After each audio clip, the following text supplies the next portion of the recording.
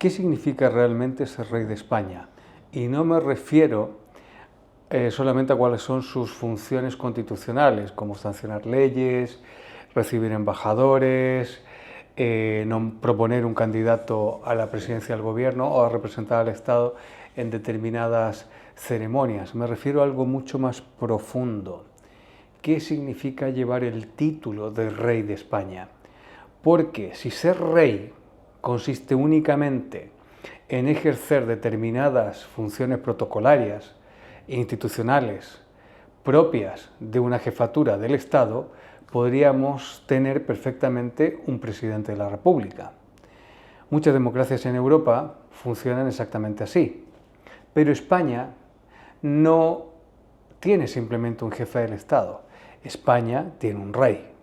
Y esa diferencia tiene que significar algo, porque de lo contrario sería muy difícil justificar que la jefatura del Estado se transmita hereditariamente dentro de una misma familia. Por eso quiero reflexionar en este vídeo sobre tres dimensiones diferentes de la corona. La primera es la jurídica. ¿Qué dice realmente nuestra Constitución? La segunda, la histórica. ¿De dónde procede una institución que evidentemente no nace en 1978? Y la tercera, que creo que es la más importante a mi juicio, es la simbólica. ¿Qué representa un rey? Porque una corona puede conservar perfectamente su existencia jurídica y, sin embargo, ir perdiendo progresivamente su significado.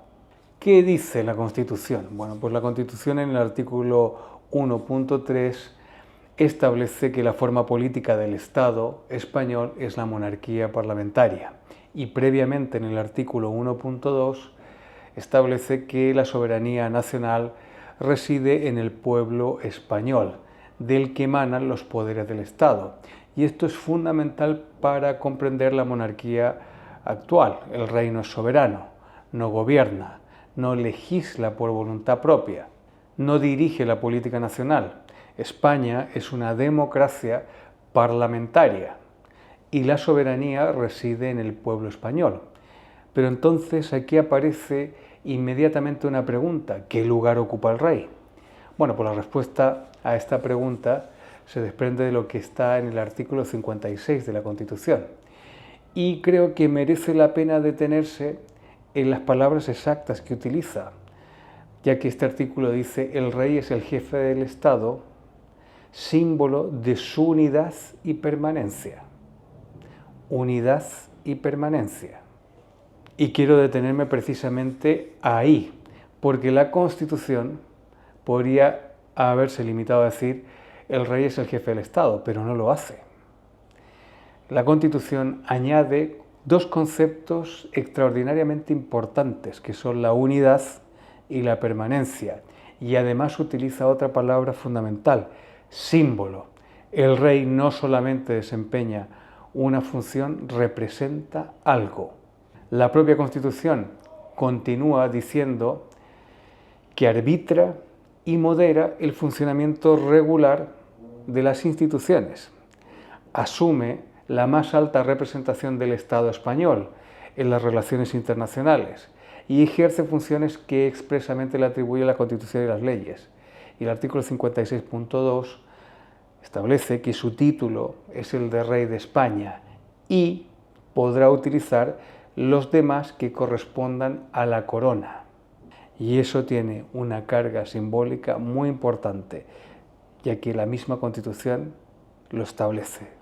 ¿Y qué puede hacer realmente el rey? Bueno, pues la Constitución le atribuye al rey una serie de funciones muy concretas. Están establecidas en el artículo 62, como sancionar y promulgar las leyes, convocar y disolver las Cortes, en los casos previstos constitucionalmente, evidentemente, convocar elecciones y referendos, proponer candidatos a presidente del gobierno, cuando corresponda, nombrar y separar a los ministros a propuesta del presidente del gobierno, expedir los decretos acordados en el Consejo de Ministros y ejercer el mando supremo de las Fuerzas Armadas. También acredita a los embajadores y otros representantes diplomáticos. Y conforme el artículo 63, pues corresponde también al rey manifestar el consentimiento del Estado para obligarse internacionalmente por medio de los tratados, previa autorización de las Cortes Generales,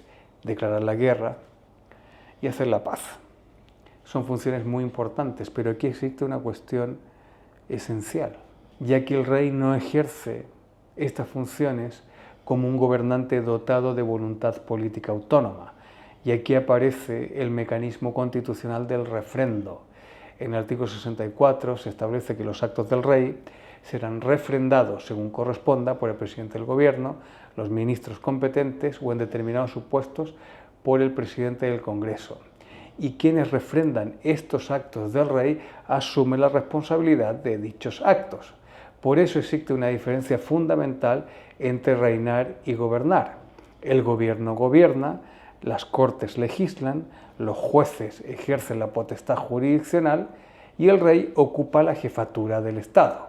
Entonces, ¿para qué necesitamos un rey? Y aquí empieza realmente la reflexión, porque si nos quedamos exclusivamente con la descripción jurídica que aparece en la Constitución, aparece inevitablemente esa pregunta: ¿por qué necesitamos que esa jefatura del Estado sea hereditaria?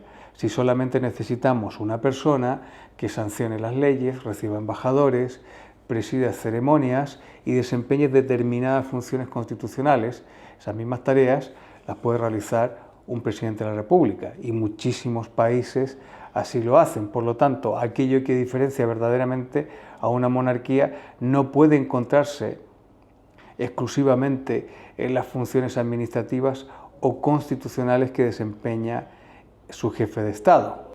Es decir, tiene que existir algo más. Y curiosamente la misma Constitución nos da la respuesta, porque no presenta al rey solamente como jefe del Estado, lo define como símbolo de su unidad y permanencia.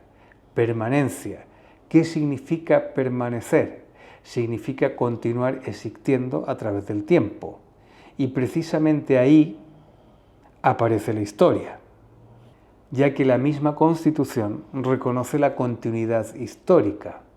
Tenemos el artículo 57, ¿no?, donde la Constitución establece que la corona de España es hereditaria en los sucesores de su majestad don Juan Carlos I de Borbón, legítimo heredero de la dinastía histórica. Y aquí hay dos palabras muy importantes, que es dinastía histórica.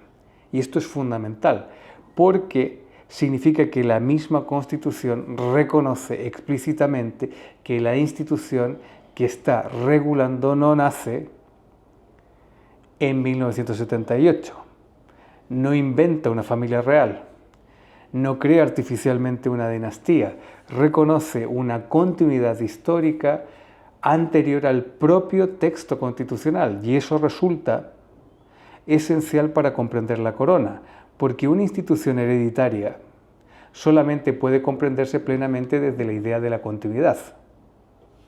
Y aquí tenemos dos conceptos muy importantes, que son la legalidad y la legitimidad histórica o simbólica. Jurídicamente, la posición actual de la corona procede de la Constitución, eso es indiscutible. Felipe VI es rey dentro de un orden constitucional que establece qué es la corona, cómo funciona la sucesión y cuáles son sus competencias. Pero además existe otra dimensión, la histórica, porque el rey no llega a la jefatura del Estado después de ganar unas elecciones. Recibe la corona. ¿Y por qué la recibe? Porque existe una línea sucesoria. ¿Qué significa una línea sucesoria? Continuidad. El propio principio hereditario es una afirmación de la continuidad histórica. Los gobiernos cambian, las mayorías parlamentarias cambian, los partidos aparecen y desaparecen, las ideologías cambian, las generaciones se suceden, pero la institución pretende permanecer. Por eso, la palabra del artículo 56 adquiere tanta importancia: permanencia. Por lo tanto, el rey no representa solamente el presente, y aquí encontramos una de las grandes diferencias conceptuales entre república y monarquía, según mi punto de vista, Porque una república puede tener un magnífico jefe del Estado, puede ser neutral, puede representar constitucionalmente al conjunto de los ciudadanos, pero la diferencia con la monarquía está en otra cosa. La monarquía incorpora deliberadamente la continuidad histórica a la jefatura del Estado. Cuando un rey de España entra en el Palacio Real, determinadas ceremonias o utiliza determinados títulos o símbolos históricos, no está creando una tradición nueva, está ocupando un lugar que existía antes de él y que, en teoría, continuará existiendo después de él, porque la persona del rey es temporal, la corona pretende ser permanente. Felipe VI pasará como pasaron Juan Carlos I, Alfonso XIII, Alfonso XII, Isabel II, Carlos III, Felipe II, etc. Pero aquello que pretende permanecer no es la persona, es la corona. Por eso el rey no debería representar solamente el presente, debería constituir un puente entre pasado, presente y futuro. Pero ¿qué significa realmente ser rey de España? España no nació en 1978. Nuestro actual sistema constitucional sí, pero España como realidad histórica es mucho más antigua. Nuestra historia ha atravesado reinos medievales, uniones dinásticas, Isabel de Castilla y Fernando de Aragón, monarquía hispánica, los Austria, los Borbones, diferentes sistemas constitucionales, guerras, revoluciones, repúblicas, restauraciones, dictaduras. Y evidentemente esa historia no constituye una línea institucional perfectamente continua. Ha habido rupturas enormes, pero precisamente por eso resulta tan significativa la voluntad que representa una institución dinástica. El artículo 56.2 establece que el título del monarca es rey de España y que podrá utilizar los demás títulos que correspondan a la corona, porque alrededor de la corona existe un enorme patrimonio histórico, títulos, dignidades, ceremonias, símbolos y tradiciones que solamente pueden comprenderse desde el punto de vista de la historia. El mismo título de rey de Jerusalén, que está incorporado a la corona española, constituye un ejemplo extraordinario. Naturalmente, este título no significa que España ejerza soberanía sobre Jerusalén. Su significado es histórico y dinástico. Y precisamente por eso es muy interesante, porque demuestra que una corona está construida también sobre la memoria. Por lo tanto, si volvemos a lo que dice la Constitución, que el rey es un símbolo. Un símbolo no gobierna, pero eso no significa que sea irrelevante. Una bandera no gobierna, un himno no gobierna, una catedral no gobierna, un monumento no gobierna, pero todos aquellos símbolos pueden condensar siglos y siglos de historia, memoria, sacrificios, victorias y derrotas y sentimientos de pertenencia. Y con una corona ocurre algo parecido. Cuando la Constitución denomina al rey como símbolo de su unidad y permanencia, está reconociendo una dimensión que no puede reducirse a una lista burocrática de competencias. Y precisamente por eso el rey tiene muy poco poder político autónomo. Su poder es simbólico y ese poder simbólico adquiere una mayor importancia aún. Un rey constitucional no necesita gobernar para representar. Su función se encuentra precisamente en otro lugar. Y aquí aparecen las paradojas, ¿no? Como la paradoja del rey contemporáneo. Una monarquía parlamentaria necesita que el rey sea políticamente neutral, y así debe serlo. Un rey que interviniera permanentemente en el debate político o partidista destruiría la naturaleza de la institución. No puede comportarse como un líder de un partido, no puede gobernar al margen de las instituciones democráticas, no puede sustituir la soberanía nacional, pero existe una diferencia enorme entre neutralidad política y neutralidad histórica. Y creo que eso es lo que confundimos muy a menudo, Que un rey no deba tomar partido entre izquierda y derecha no significa que la corona tenga que vaciarse de historia. Que no pueda intervenir políticamente no significa que deba renunciar a representar una tradición. Neutralidad política no debería significar vacío simbólico, y eso es lo que estamos viendo últimamente, porque cuando un rey termina convertido simplemente en un funcionario ceremonial de máximo rango, aparece nuevamente la pregunta, si solamente necesitamos eso, ¿por qué el cargo debe ser hereditario? Y aquí llegamos al centro de lo que es esta humilde reflexión. La corona necesita raíces. No estoy hablando de regresar a una monarquía absoluta, ni de otorgar o conceder al rey poderes políticos que la Constitución no le atribuye actualmente, ni estoy hablando de gobernar mirando hacia el pasado. Estoy hablando de comprender qué representa una institución histórica. El rey de España debería representar una continuidad capaz de conectar generaciones. Debería recordarnos que España existía antes que nosotros y que esperemos que siga existiendo mucho tiempo después de nosotros. Y la corona puede representar precisamente aquello que no depende de unas elecciones cada 4 años. La permanencia frente a la provisionalidad, la continuidad frente a la coyuntura, la memoria frente al presentismo, la unidad frente a la fragmentación política. No como programa partidista, sino como símbolo. Tradición no significa inmovilismo, y aquí debemos aclarar otra cuestión, ya que defender la tradición no significa rechazar cualquier cambio. Una monarquía del siglo XXI evidentemente no puede funcionar exactamente que una monarquía del siglo XVI. Sería absurdo. Las instituciones evolucionan, las sociedades evolucionan o cambian, la propia monarquía española ha cambiado profundamente a lo largo de los siglos, pero existe una diferencia entre evolución y desnaturalizarse.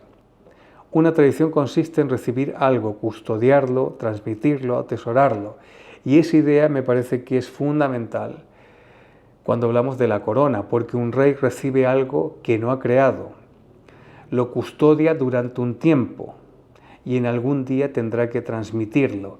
La corona no pertenece realmente al monarca, el monarca ocupa temporalmente la corona, porque quien recibe la corona no solamente recibe un cargo, recibe una tradición.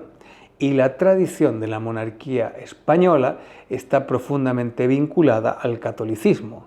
Resultaría imposible de explicar nuestra monarquía ignorando esa realidad.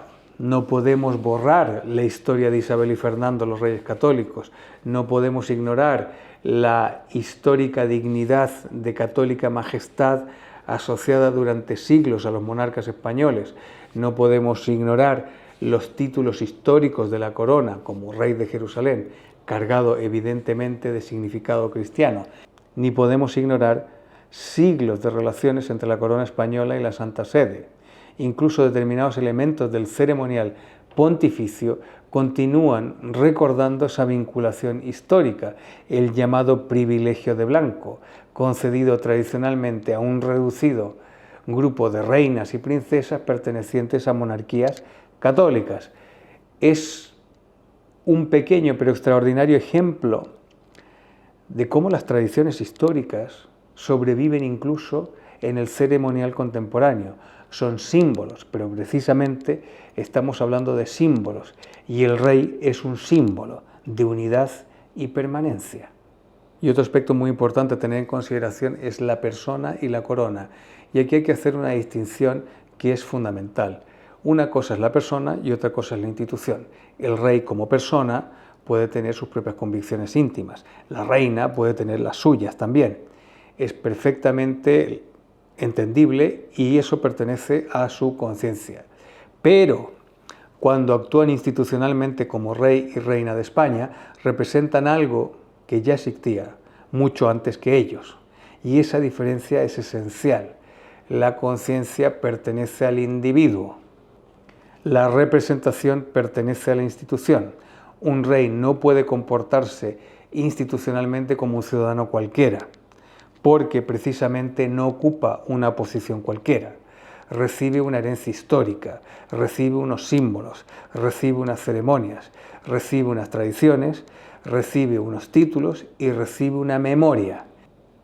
Pero ¿qué pasa cuando el rey se transforma en un funcionario y la reina en primera dama? Y aquí llegamos probablemente al problema que más me interesa plantear. ¿Qué ocurre cuando el rey empieza a ser percibido simplemente como un alto funcionario del Estado? ¿Qué ocurre cuando la reina comienza a ser presentada prácticamente como una primera dama? Algo se está perdiendo, porque una primera dama existe por ser la esposa de un presidente. Una reina ocupa un lugar dentro de una institución histórica. No son conceptualmente lo mismo. Estamos trasladando categorías republicanas a una institución monárquica. Y entonces es cuando debemos hacernos una pregunta muy incómoda. ¿Y qué queda específicamente de la corona? Una familia que ocupa hereditariamente la jefatura del Estado. Es por ello que la corona no puede avergonzarse de ser histórica, porque es una institución histórica. Puede evolucionar, se puede adaptar con los tiempos, puede respetar escrupulosamente la Constitución democrática, pero adaptarse no significa desprenderse de todo aquello que proporciona significado a la institución. Una monarquía que intenta parecer cada vez menos monárquica corre el riesgo de terminar cuestionando involuntariamente la razón misma de su existencia, porque nadie necesita una corona simplemente para tener una jefatura del Estado. Para eso existen las repúblicas. Una corona solamente tiene sentido cuando aporta algo diferente, y en este caso es continuidad histórica, estabilidad simbólica, memoria institucional y tradición, y una representación de España que trascienda las mayorías políticas y las circunstancias partidistas. No se puede conservar la corona y eliminar su tradición. Y aquí vuelvo a la cuestión religiosa otra vez, que me parece un ejemplo muy claro. Una cosa es afirmar que España no es un Estado confesional, que es correcto. Una cosa es defender la libertad religiosa del ciudadano, por supuesto. Y otra cosa completamente distinta es pretender que la historia de la corona española pueda separarse artificialmente de su tradición católica, porque no puede.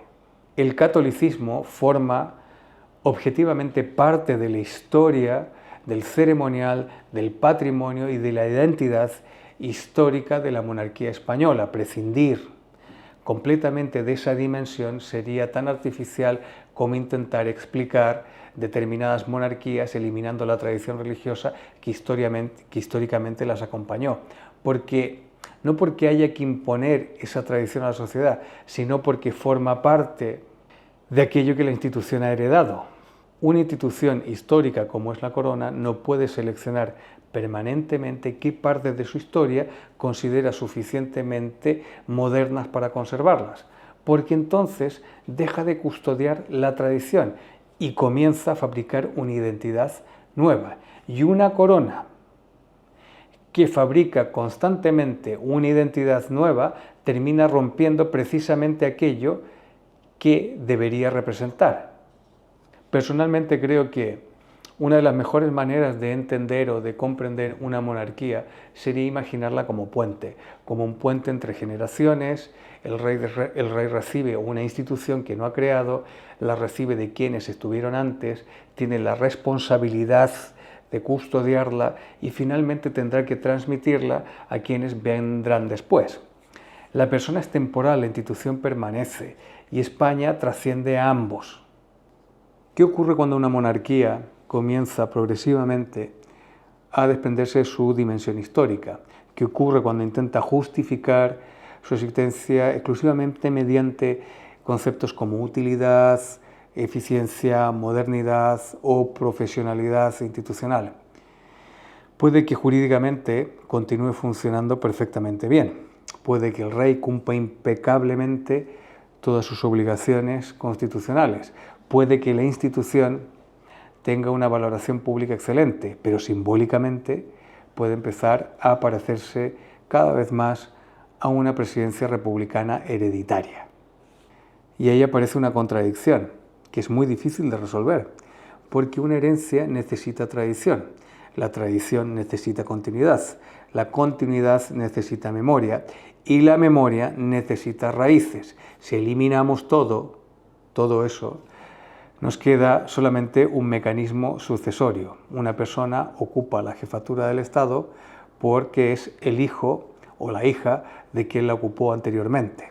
Y entonces resulta cada vez más difícil explicar por qué se necesita una corona. Y para terminar esta reflexión quiero regresar a esa pregunta, ¿no?, con la que comenzaba el vídeo, ¿no?, ¿qué significa realmente ser rey de España, ¿no?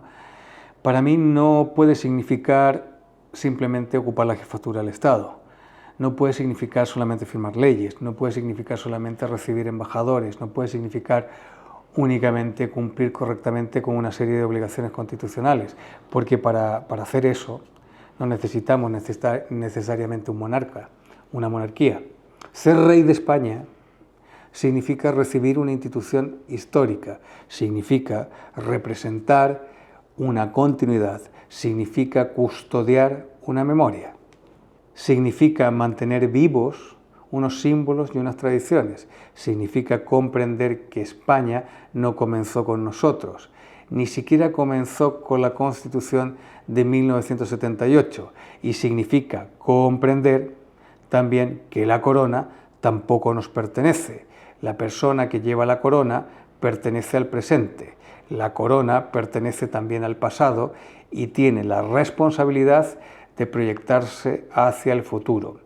Por eso, un monarca no solamente hereda un título, hereda una memoria, hereda unos símbolos, hereda ceremonias, hereda tradiciones, hereda responsabilidades y recibe todo ello para poder transmitirlo a la siguiente generación.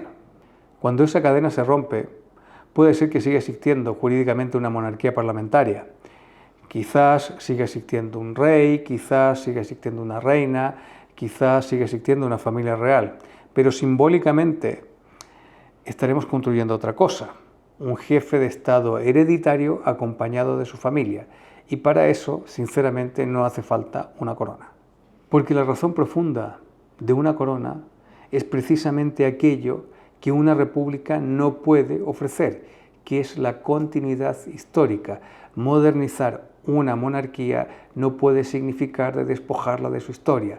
Adaptarse no puede significar olvidar. Evolucionar no puede significar renunciar a aquello que explica quién eres.